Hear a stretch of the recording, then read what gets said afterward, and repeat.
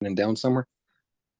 Well, you asked the question about the Beit HaMikdash. Okay, it says in the Midrash that based on the sentence which is in the song that the Jewish people sing when they cross the sea, Mikdash Hashem Konan Yodecha. So it says in the Gemara, other places, in Kabbalah also, but it says that the third temple will come from heaven. But there's also a Gemara which is in Tainit, and it's in Tainit, and so it says over there that was it Megillah? I don't remember. Anyway, so it says that while the Jews are in exile, that there is Beit Rabbeinu Shebabavel, that there is a holy temple in Babylon. And when the Jewish people left Babylon, that was in the first, when the first temple was destroyed, the Babylon, that the Shekhinah is with them, and that wherever the Jews go, there's always a holy temple outside of Israel. So it says, Seoul there's one, and another one there's one. So the Rebbe said, what is this Beit HaMikdash outside of Israel? And it always is there. So this is the place, the main place where Torah is spread out through the whole world. So there's no place in the world where Judaism is spread out through the world like 770. That's the whole 770. That's the central place where the previous Rebbe was, and his extension, me, the Rebbe said about himself, that Torah is spread. So that's the holy temple in Israel. And it says in the Gemara that the third temple that's going to come from heaven, first of all, it will go to where this external temple is, this temple outside of Israel is, and then it will fly to Israel, accompanied by that place, that holy temple in Babylon, and all of the other synagogues in the world. That's what it says. Now, this is going to happen before the Jews are gathered together. Says the first of all, the Mashiach is going to fight the battles of God, and then the third temple is going to come down, and then all the Jews will go to Israel to be with the temple, because the Jews will already fighting the battles of God means that fighting everything that opposes Judaism. So all the Jews are just going to reveal who they are, that they're Jews and that they want to serve God, and that's what they are. And you can't serve God completely unless you're in Israel in the Holy Temple. So that's the idea. So yes, the answer to your question is the Rebbe said that the third temple will come from heaven, but it'll go to Crown Heights first, and then it'll fly, followed by 770 and all of the synagogues and places of learning in the whole world. And then all the Jews will all come in. That's pretty fantastic. But on the other hand, I think it's more fantastic to say that all of the Jews in the world will all start doing Torah and the commandments. That's even more amazing. I think it's much easier to make a building fly than to make the Jewish people wake up. And it's going to happen. For sure it's going to happen. Right? No doubt about it. I mean, you see some of the videos that they have of these protests in Colombia, and there's all these Jewish students that are for, Palestine. I don't even know what the word means. I don't even know if they know how to spell the word. The word, they don't know what it means, for the Hamas, for the Hamas. These guys the Hamas never, ever did anything positive in the whole existence. Never did anything positive, right? Not one thing. And all of a sudden, the Jews are for them. That's, it's like Jews for suicide. Jews for suicide. So anyway, it just doesn't make, it's ridiculous. I mean, if it wasn't my brothers and sisters, I would be laughing more. It's just, if I wouldn't laugh, I would cry. It's just so, they're just so adamant about it. And they're screaming, free, free Palestine, free Palestine, bring the runner to the sea, bring them in the sea. And one person says something, and everybody says, Mary had a little lamb, Mary had a little lamb, whatever. When somebody stands up, some idiot stands up, and everybody repeats what he says, and they scream with all of their being.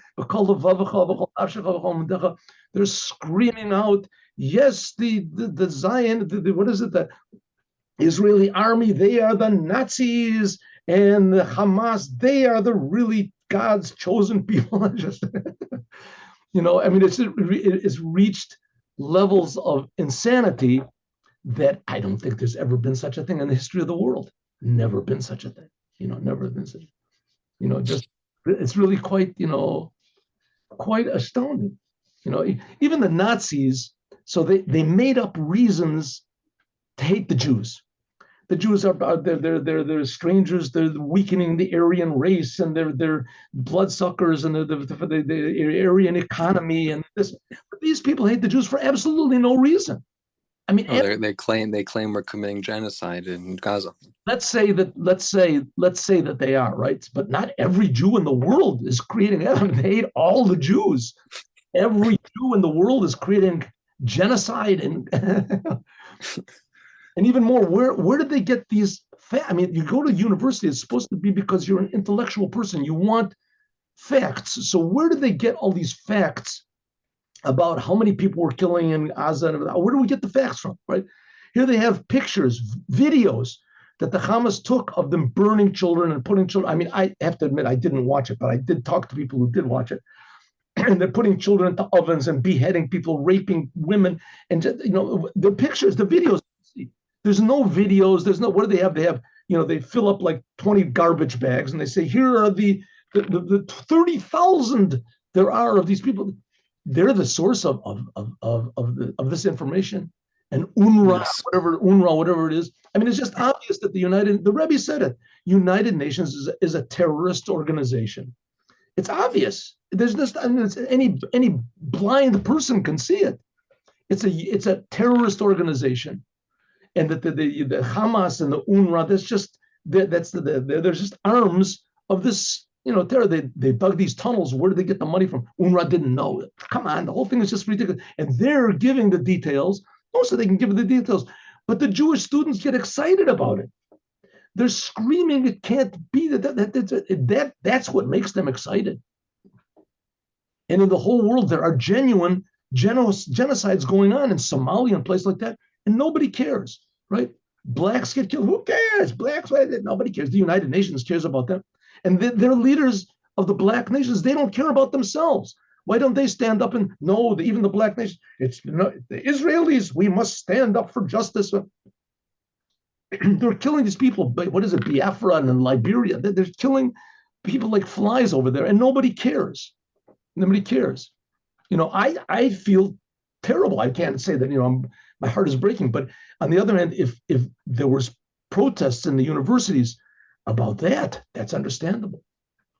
What France is doing, and where is it in these places, the Sudan, I don't know where they are. Right? They're just raping and just squeezing the whole places. France, no, everybody's quiet. Nobody's. But Israel, who the Israel is doing, and this. So the whole thing is it's so incredibly, upside down. It doesn't make any sense. But on the other hand, for these Jews to all of a sudden wake up and start doing Torah mitzvahs, and if I hadn't seen it happen many times in my life, I would say that that's much more improbable than a big building coming from heaven and 770 flying together with it. That's more probable than all the Jews returning to Judaism. But both of them are going to happen. That's the Jewish people are based on faith. That's what Judaism is based on. They got out of Egypt. God himself, Dvar Malchut, God himself appeared and took the Jews out of Egypt. God himself personally took the Jews out and gave them the Torah, split the sea. That's Judaism. That's what we believe, right? And it has to happen. It has to happen in a second. Why it's not happening? I mean, there's one person that you can blame for the whole thing, and I'm afraid to say that person is me. And the Rebbe is trying to say everybody should say that to themselves. So I'm trying to do, what I can. Here we go. Yeah, and I haven't seen them protest to free Ukraine. Free Ukraine. So many places that the Ukraine. I don't want to get into politics about the whole thing. The whole thing is so terrible. Just incredible. It's just so insane and cruel. It's just cruel. They're just jealous that God is on our side. I don't know what to say. I don't know if, I heard people say jealousy and jealousy and jealousy. It could be jealousy. I don't exactly take that as much. I mean, in the end, for sure, the Rebbe once said that in the end, the thing that sets the whole thing off is always money. In the end, That's in the end, that's what sets it off, that the Jews succeed and the other, but there's layers inside of that. I mean, the Nazis hated the Jews that had been made impoverished. They took away all their money, they took away everything, and they still hated them. So they were not successful, right? In places where the Jews were, downtrodden, the Polish people, they hated the Jews, even if they were, just coming back from the Holocaust. They had nothing. They had the clothes on their back, and they hated them. So the hatred isn't only because of their being successful. It's a hatred that has no logic to it. And the hatred basically is because they know that the Jews are chosen by the creator of the universe to make the world better. And to make the world better means you have to control yourself. Control yourself. I gave that 10-minute, I put out a little video about it, a video about it, that Adam's sin was he couldn't control himself.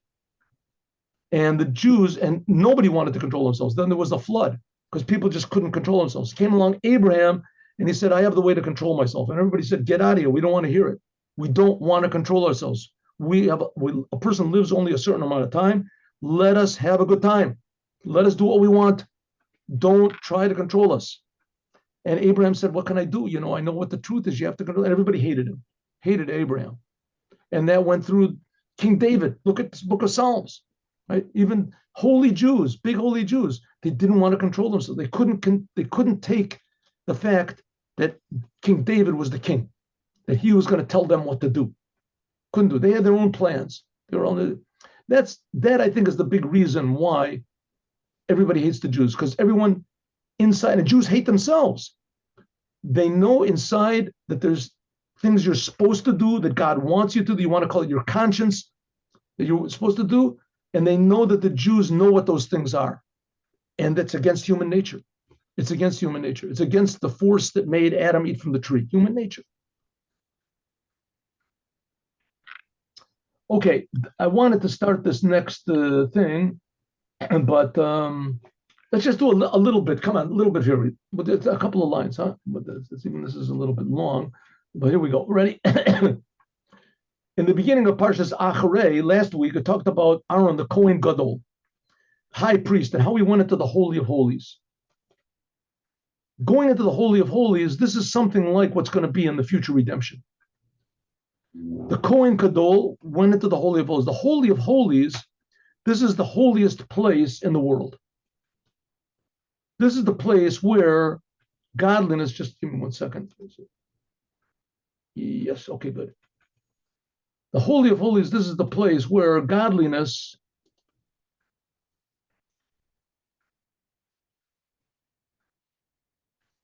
is the holiest place in the world. This is the place where godliness shined in a revealed way. In other words, in simple language, you felt you were being created.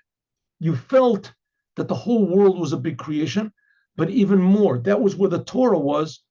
You felt that the whole world was being created for a reason. And when you, in the Holy of Holies, you felt the Creator, and you felt the reason that the Creator is creating everything. That means that God is revealed without any concealment. Bo B'Zman, in the same time, it was a physical place, and it was in this physical world, and the high priest went in there as a human being, a soul and a body, not like Nadav and Avihu, that they went in and their souls went out of their bodies. So in the Holy of Holies, you felt how precious and holy this physical world is, and how only in this physical world can be revealed the essence of God. Something like this is in every Kohen, every priest that there was. In the time when the Kohanim were separated, like it says, Yavdil, Aaron, the Kadashim, it says that all of the priests were called Holy of Holies, above the world. They did their service Holy of Holies, but they were people, human beings that had families, and they ate meals, and they had homes, souls and bodies. In the world, that there was a place that was the opposite of holy and the opposite of pure. They were in the world, regular, normal human beings. And they were called Holy of Holies. Only there could you do the commandment, Amor el Kohanim, speak to the Kohanim, B'nai Aaron, and say to them, a nefesh l'tumah. That's going to be next week's Torah portion. Shleimus in Torah, that's the whole idea of purity. And when is this purity really going to be in the whole world? In the Gula Mitit V'Shlema, in the true redemption, which is sort of like a preparation for this, is also now in the time of exile. That the Kohanim that there are now, they have to be careful of Tuma. Even nowadays, if there's a person that knows he's a Kohen, he's not allowed to be in a room where there's a dead man, dead person. The Yesh Lomar, we can say, a dead Jew. The Yesh Lomar, we can say, Shezeh Ugam Hachana, this is a preparation for the purity and the purification that's going to be, in the future, including by means of this, and more of a marta, like it says next week's Torah portion, that the Kohanim have to be very, very careful, and they have to educate their children also to be very careful. In addition to this, being careful from anything that's the opposite of pure, the Kohen also had to do his service in the temple, and he had to have garments that were holy garments. Kavod l'tiferet says for glory and for beauty. Namely, took physical garments and he made them beautiful. Now remember, when Adam sinned, and God made for him garments, and the garments that the priests wore, the Kohanim wore, that was to fix the sin of Adam. According to this, we can explain why is it that the Kohanim, that if he's missing a garment, that his work in the temple is no good, it's disqualified. Because in the time when the garments were on them,